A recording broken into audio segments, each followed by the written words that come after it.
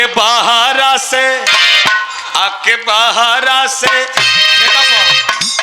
आके बहारा से एक समझाई आके बहारा से एक समझाई देवर निहारे छतिया आके आधी आधी रतिया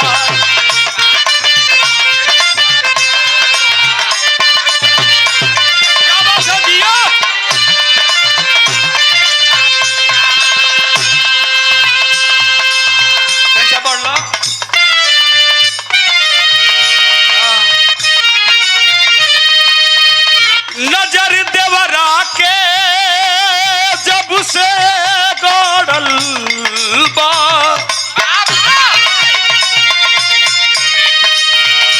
जान के पीछे हमारी पड़ल बा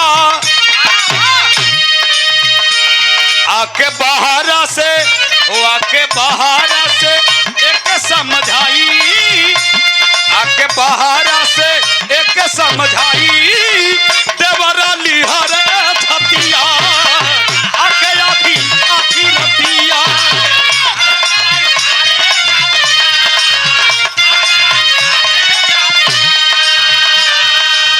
कमर से पानी कम जोर पिया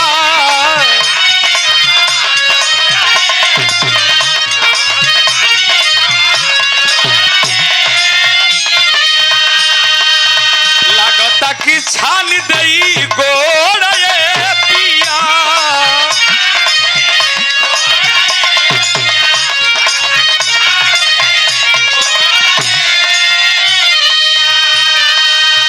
हमारे बड़े भैया राम केवल यादव जी सूर्य महट अमवा के धाम से हमारा एक ही घराना है, एक ही परिवार के हम उसी बगिया के फूल हैं। भैया के चरणों में कोट कोट प्रणाम, परिचय के मोहताज नहीं है। जहां तक विराह है वहां तक राम केवल और पंकज की आवाज है। कमर से बाली कमजोर पिया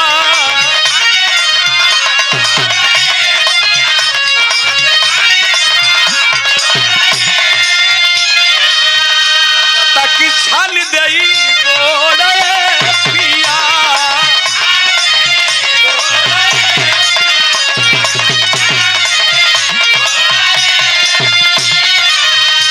हमारी दर्द के हमारा दर्द के दर्द के दर्द के हमारा दर्द के चलता दवाई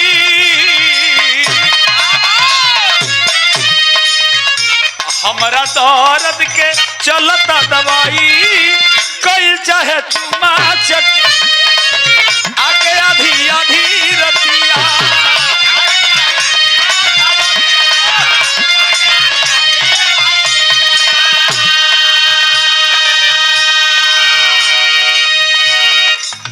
हमारी दर्द के चलता दवाई कोई चाहे चुमा चटिया कमर से बाली कमजोर पिया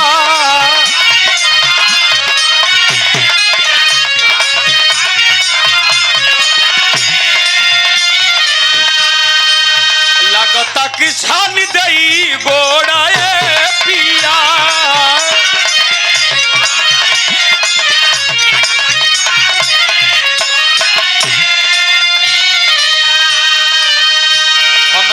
दर्द के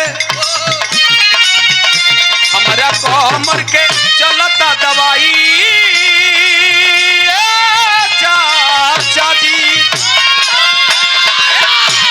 सुभद्रा जी हो सुभद्रा जी हमारी दर्द के चलता दवाई सुभद्रा हमारा दर्द के चलता दवाई कैल चाहे चुमा चटिया देवरा निहारे छतिया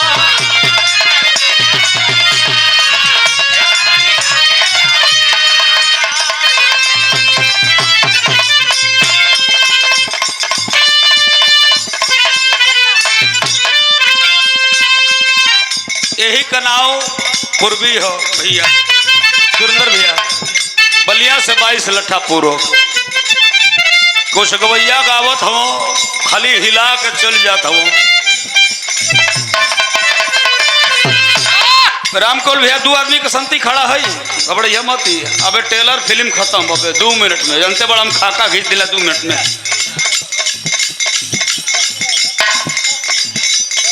और हमारे भाई यूट्यूबर साथी शशि भाई के ओर से सम्मानित कल गए। कितने यूट्यूबर यहाँ बैठल हो जो ना हमारा से उनका चैनल एक के रात में मोनेटाइज हो गए।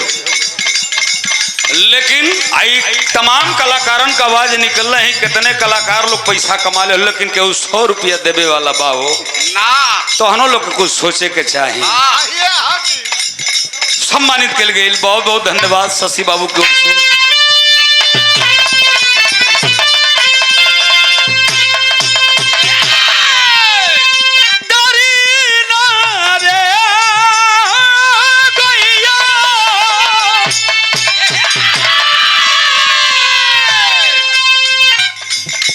अजय भाई की ओर से सम्मानित किए गए, हमारे प्रोप्राइटर हैं साउंड के, बहुत बहुत भाई को प्रणाम।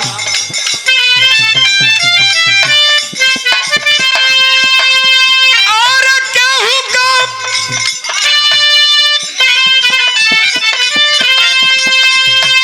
बिगाड़ी लगवा,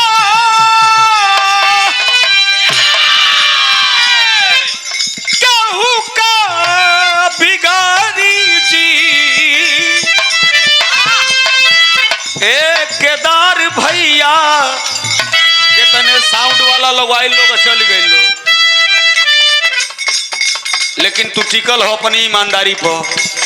केहू का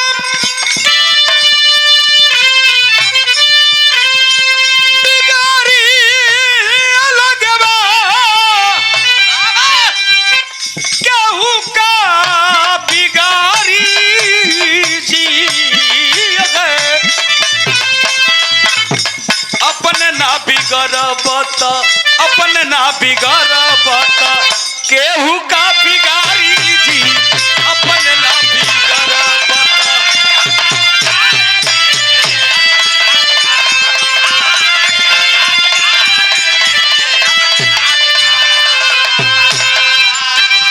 बोझी बजरिया से चंदेव भैया हमरा के दिहला हुआ 50 गो रुपया, बहुत बहुत धन्यवाद बा। बिगाड़ी बिगाड़ी बिगाड़ी,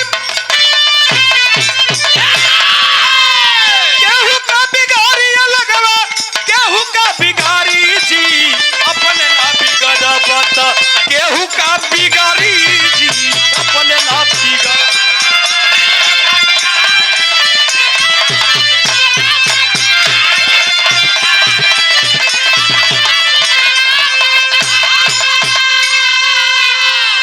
आई सब है, समय का अभाव बा।